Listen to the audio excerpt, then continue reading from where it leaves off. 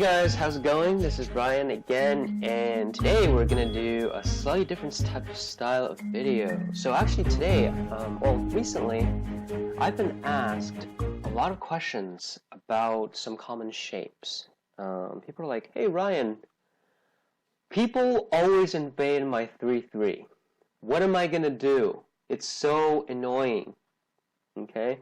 And you probably noticed that actually recently in the pro games archive, you see a lot of recent games where it's just a bunch of 4-4s and 3-3 invasions. So today I want to answer a few questions regarding this because just so many people have been asking me, and I think this might be useful to some of you. So I don't want to just narrow this down to level ranges because I think there's a lot of general ideas that can be useful at any level. So I'm going to be focusing on three main questions. Why? One is, why is the 3-3 invasion so good? So basically, why do people play it? Two is, why is it annoying? And what are some responses that are considered acceptable? And three is basically how you should handle or deal or use these 3-3 invasion tactics. Okay, so let's go back to the basics. So how should white play the first move when black invades the 3-3? Now, since I think that the 3-3 invasion is good at almost all circumstances, a lot of pros just invade in the fifth move, or at least very early on, or you might see it more early than late. So, which side should we block, or how should we answer? So, before, some people might be taught that you should always block on the wider side or the side that you want to develop in. So that's actually not entirely true anymore because of some variations with 3-3 invasion. So actually it really doesn't matter which side you block. So you can actually block on that side or that side. Both of them are actually equally good. So believe it or not, yeah. So let's just consider this block for now, okay? So extending is the obvious next move, okay? And then before everything was started by alpha 0, most people just hane and extended. So why is this 3-3 invasion good if it was thought to be bad before this onset of AI development? Well, but one thing that happened before was people used to exchange the hane and connect. So this is was kind of the old style of thinking, because after you invade 3-3, you don't really want white to exchange that, right? So if white hanes and connects, it makes the corner really, really small, right? It does. That's very true. But however, once white does that, it's actually gote. So if white hanes and connects now, black can extend. And what is white going to do? White will probably extend, and then black is going to extend again. Okay. The meaning of two extensions here is that after two extensions, black can tenuki again. And locally, this is alive. Not only it's alive, this turn is actually gote. So it's really kind of these recent ideas of being really fast that really kicked in.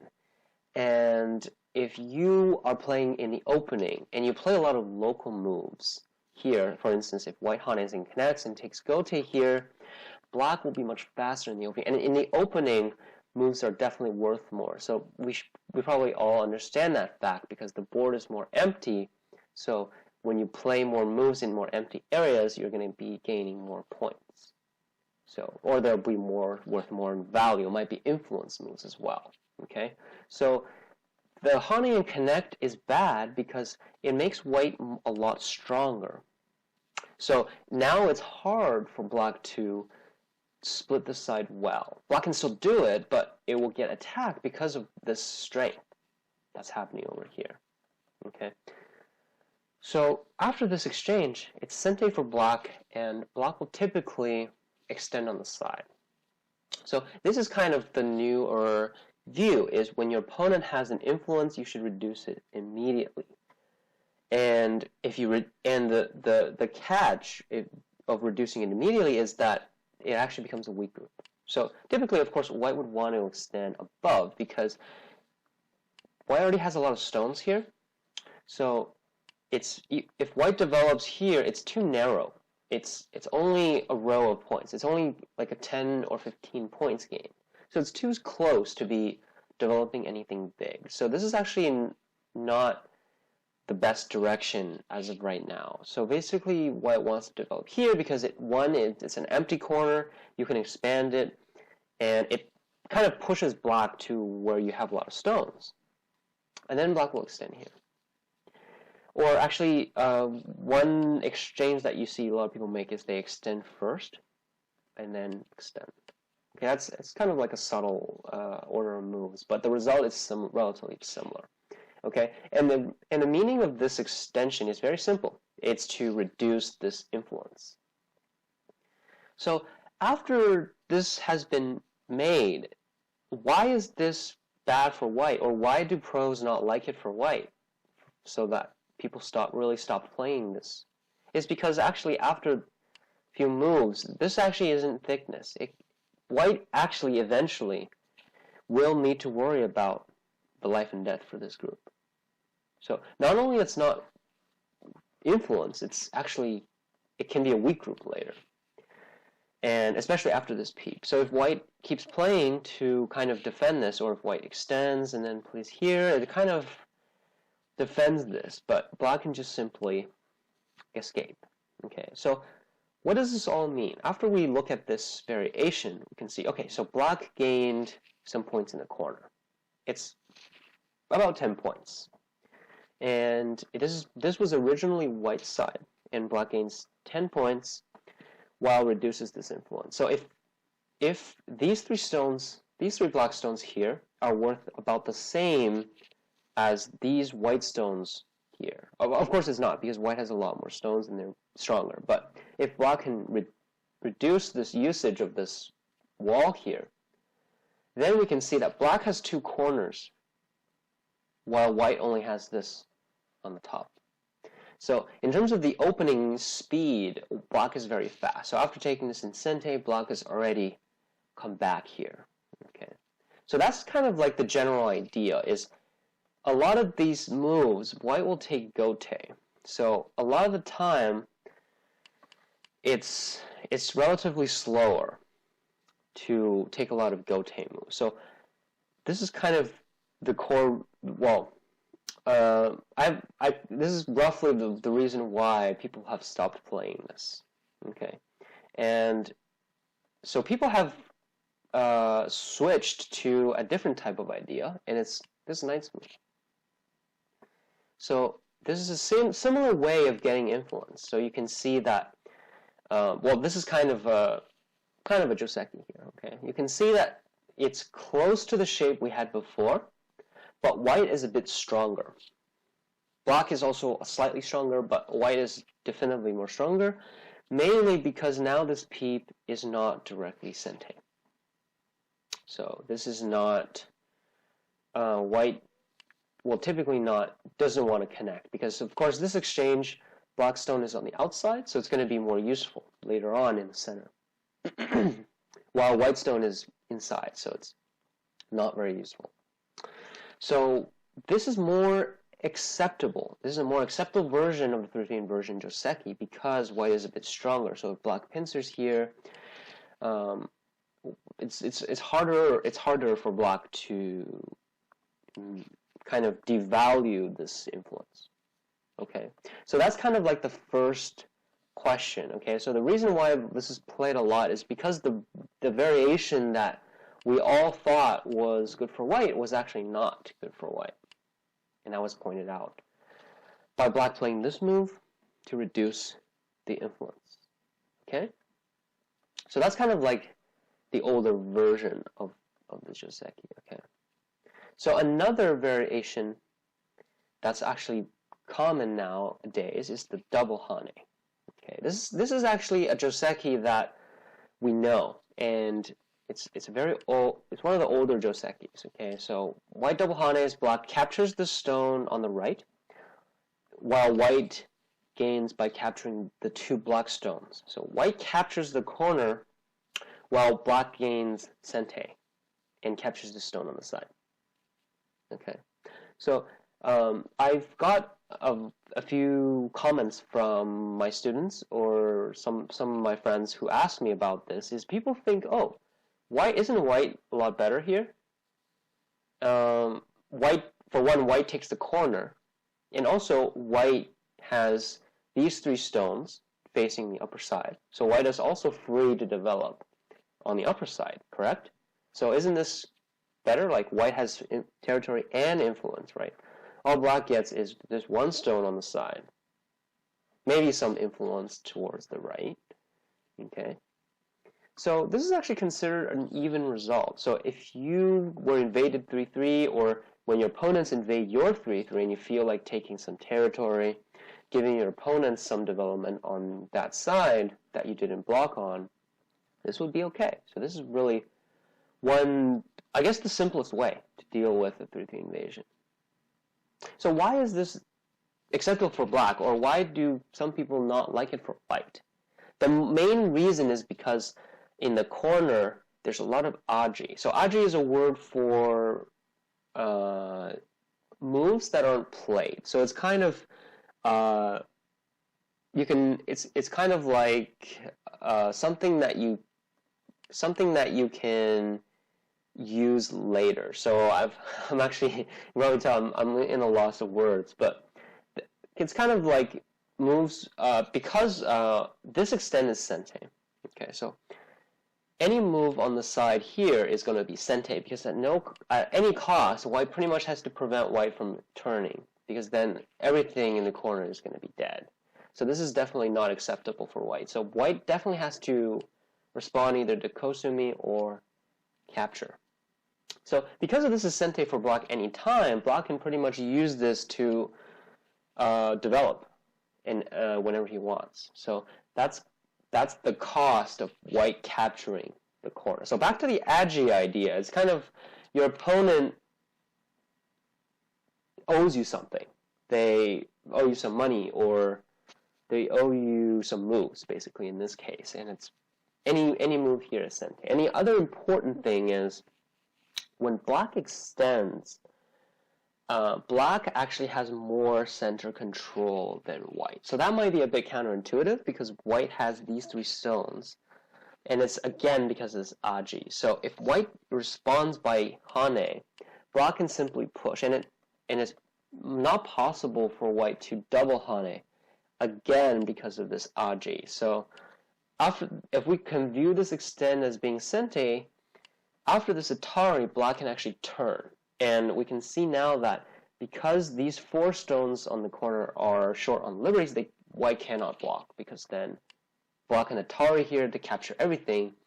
So if white has to extend, then black will be able to capture the corner again. This is absolutely too big for white to give up. So basically, because of that aji again, white has to extend. And then if black keeps going, white has to extend again. So it's very, and you might notice here, after all of these exchanges, this move is still sente. So white still has to respond because of the reasons I mentioned earlier.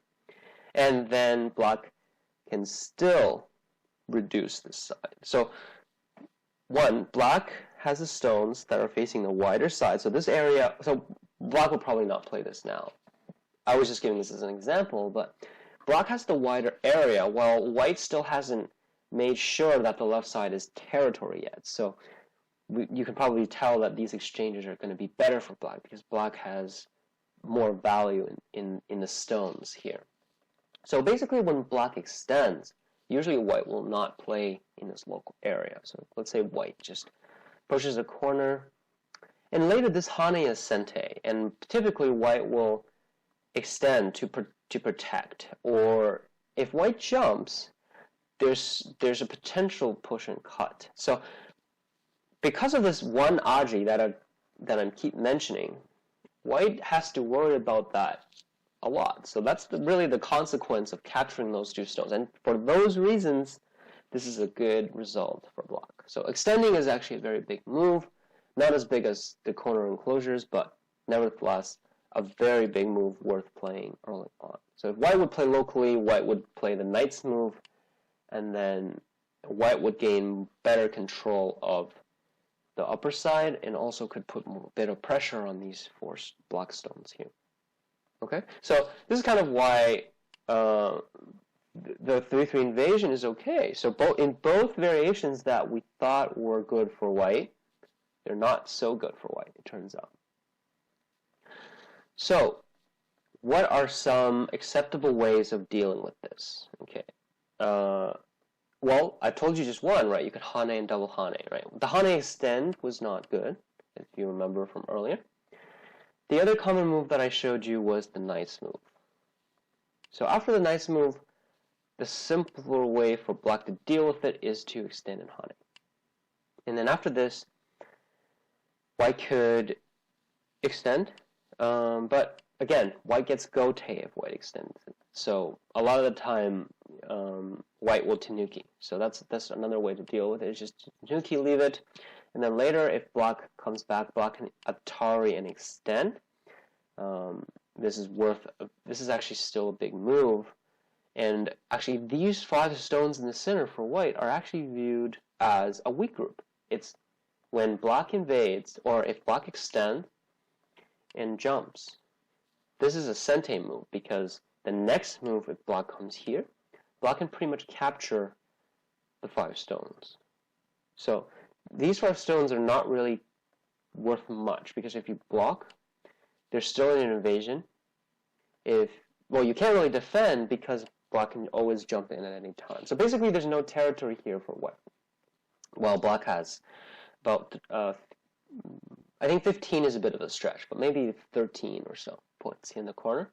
So this is kind of another way to deal with it. You can just play like this in tenuki, okay? And another popular 3-3 invasion that I think you should know about is after the knight's move. So here I've kind of switched the direction, and the reason why I do that is for the joseki I'm about to show you, and it's the hane and inside cut. So this is I mentioned this in the high-level joseki series, but this is kind of this is locally a move, and typically black will atari, then white will atari, connect, black will connect, and white will atari.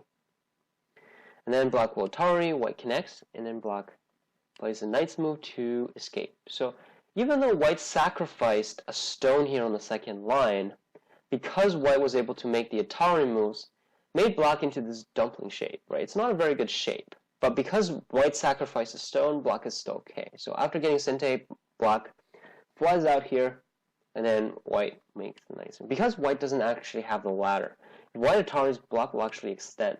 So be careful not to atari here unless you have the ladder going this way. Okay, so the knight's move is more common, and then black sometimes plays another knight's move, or can tenuki to play another big move in the opening. So actually, this is considered locally a joseki of the 3 variation. Now you might notice why I kind of switched the direction, and because white has influence facing the upper side, in which there's a white stone. Okay, so this is the reason why blocking the side at which you block the 3-3 invasion actually doesn't matter anymore, because white can choose either side, basically. So it's up to white, or it's up to the person who takes the start point, which way they want. Okay. The AlphaGo Kojie variation is the double hane. You would probably have seen this if you paid attention to the games in Wuzhen. And the condition of playing this is that white has this ladder. Of course, right now white doesn't because black can escape. But if white has this ladder, it's sometimes considered, let's say white had this ladder, black does the ladder break here, and white somehow protects this ladder.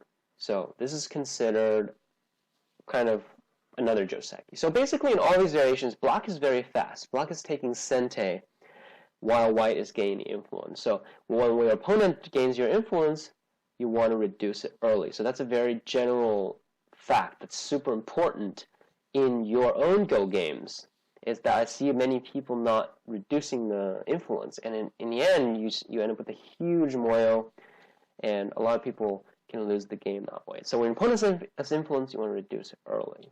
So what does that mean? If they ladder this, I probably want to approach this way, or I probably want to defend this corner. So both of these moves are ways of reducing the extent of the influence there. Okay?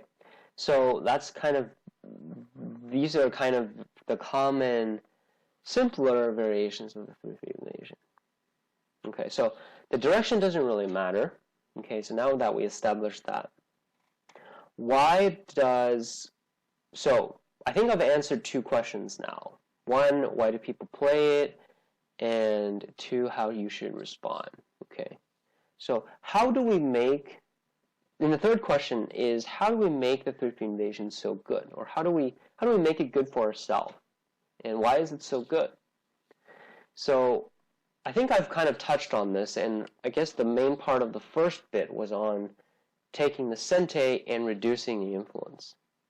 The 3-3 invasion, it's really good because originally it was your opponent's corner, but then you invade it, and since your opponent doesn't want to take gote, you can actually benefit quite a lot from it. It not only takes territory, but as long as you can reduce the influence, the 3-3 invasion can benefit a lot. So white extending is another variation in which white takes sente, and later there's some follow-up moves. So this local variation is nowhere near finished, but this is another simpler way of dealing with the 3-3 invasion. Is you just extend, and to play the knight's move, you can tenuki. Okay. So the 3-3 invasion, what type of players should play this? So the 3-3 invasion is not always good. Okay, so I might give you an example of when it's not good, is when black has a stone on the side. So let's say black extended here and white defends a corner. These are just for example. So now this 3-3 invasion is not good.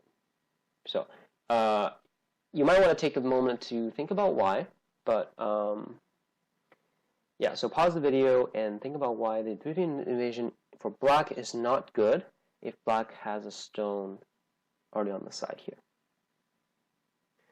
So the answer is white could block and double hane and make that the previous. So this is pretty much a set variation. So black does not have any choices here. So if this is complete, then these 4 black stones are very strong, while this extension is too close to the side. So this extension is not very efficient. So that's the reason why you don't really see extensions nearly as much now as corner approaches. And I always tell my students that the corners are always bigger than side extensions. Of course, knowing Go, there's exceptions to that, but it's pretty much a good general rule. So before you extend, you want to make approach or invasions, or you can defend your own corners, but the general idea is that you should always go corners and then sides. And this makes sense because corners, you have natural borders to help you make territory. But the sides, you only have one natural border, right? The corners you have 2, and the center you have no borders. So it's most difficult to gain value in the center in general. So, yeah, so that's basically why the corner is always bigger, and then you should extend to the side after all the corners have been taken, either approached or defended. Okay, so now with that out of the way, if we go back to the 3-3 invasion, the one last thing that I want to point out is when you invade it very empty, or if you get invaded here, it's not necessarily good for white to make this extension.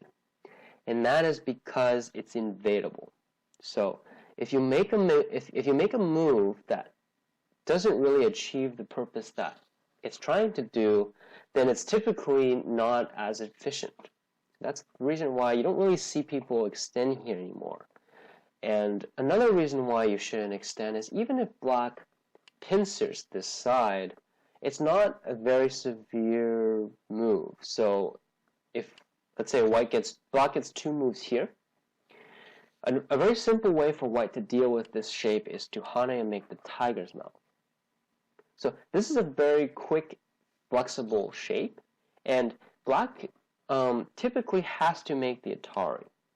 Because if black lets white to make this hane, this group is already alive. White's group isn't alive, because if black fixes this, then white could simply jump, and this is a very nice and comfortable alive shape. So this hane, even though it's in this corner, it's almost off the board, but it's actually a very big move. So if black has to atari, this leaves white a very flexible shape, because you can see that if white gets completely surrounded, there's always the choice of making a ko. And this way, also you can see that if white peeps and jumps, it's a pretty good way of gaining eye space as well with this b5 move here. So it also puts pressure on the side. So what I'm trying to say is that there's a lot of moves for white to play, so you shouldn't be too tied to these stones after your opponent invades. So you can always tanuki. You can play locally, but tanuking is also an option because it's not that easy to attack this. So anyway, Go is a game about value. If you play a move that's worth more, you're going to be winning a game. So make sure, no matter what you do, make sure you're trying to play the move that's worth the most value on the board at all times. If there's a move worth 80 points, and there's a move worth 90 points, then taking the 80-point move will lose you 10 points. So never forget that when you're playing your game.